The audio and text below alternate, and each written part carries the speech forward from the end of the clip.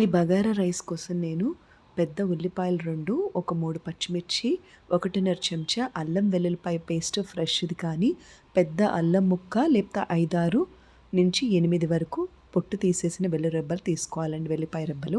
ఎప్పుడు ఫ్రెష్‌గా నూరుకున్నదైతేనే బిర్యానీలోకి టేస్ట్ ఎలివేట్ అవుతుంది. సో, నేను అల్లము, వెల్లుల్లిపాయ వేసి నూరాను.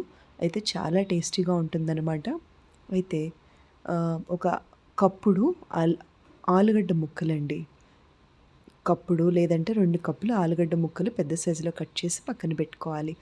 స్టవ్ మీద పాన్ పెట్టి నేను ఎలక్ట్రిక్ రైస్ కుక్కర్‌లో దీన్ని కుక్ చేశానండి. కుక్ చేసేటప్పుడు 1.5 చెంచా పల్లి నూనెకి 1.5 చెంచా ఆవు నెయ్యి వేసి మనం నూరుకున్న పేస్ట్ ఏదైతే ఉందో అందులో మనం నూరేటప్పుడే పసుపు, ఉప్పు, గరం మసాలా, ధనియాల పొడి అన్నీ కూడా అర చెంచా చొప్పున వేసి నూరుకోవాలండి. ఇక్కడ నేను బిర్యానీలాగా ఆ బిర్యానీకి రిలేటెడ్ ఐటమ్స్ ఏమీ వేయకపోయినా ఒట్టి గరం మసాలాతో కూడా చాలా టేస్ట్ వస్తుంది. అసలు చాలా చాలా బాగుంటుంది. ప్లెయిన్ బగారా ఎంత బాగుంటుందంటే అంత బాగుంటుంది. ఒకసారి ట్రై చేయండి. అయితే ఈ పేస్ట్ అంతా కూడా పచ్చివాసన పోయే వరకు ఒక 5 నిమిషాల సేపు వేపుకొని ప్రెషర్ కుక్కర్లో చేశానండి నేను. నార్మల్ ఎలక్ట్రిక్ రైస్ కుక్కర్ ఉంది, ఎలక్ట్రిక్ ప్రెషర్ కుక్కర్ ఉంది కదా. మూత నేను బిగించకుండానే చేస్తాను. కింద కాయిల్ హీట్కే ఆ రైస్ చక్కగా ఉడికిపోతుందంట, తొందరగా ఉడుకుతుంది.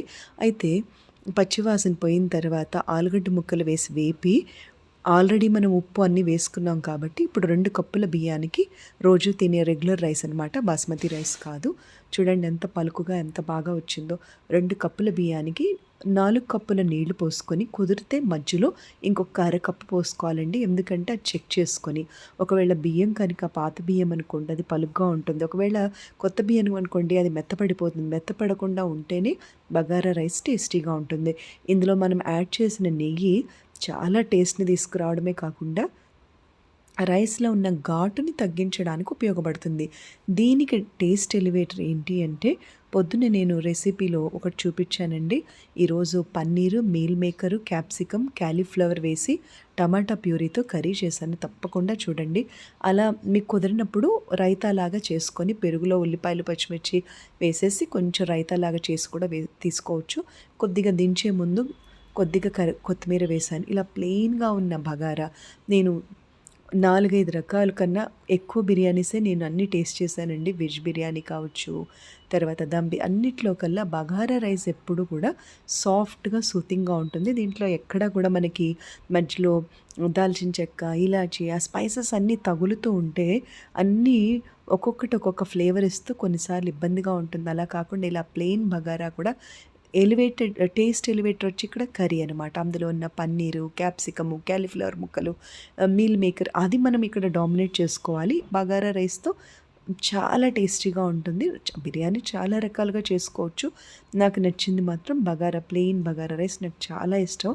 దీన్నే కొంచెం ఒక 2 టమాటాలు యాడ్ చేసుకుంటే ఇదే మెథడ్లో దాన్ని కుష్కా రైస్ అంటారనమాట. ఒక్కొక్కసారి ఒక మెథడ్లో మనం చూద్దాము. ఇదైతే నాకు చాలా ఫ్లేవర్ బాగుంటుంది, టేస్టీగా కూడా ఉంటుంది. అయితే ఇప్పటి వరకు ఒకటి ఏంటి అంటే అండి, నేను కొన్ని రెసిపీస్కి నేను మైక్రో ఓవెన్ గురించి చెప్తున్నాను రీసెంట్గా. ఒక పెద్ద ఫ్యామిలీస్ ఉన్నప్పుడు మనకి వర్క్ లోడ్ తక్కువ అవ్వాలనుకున్నప్పుడు మనము 1-2 మినిట్స్ మైక్రో ఓవెన్లో కుక్ చేసుకున్నంత వరకు హార్మ్ఫుల్ కాదండి.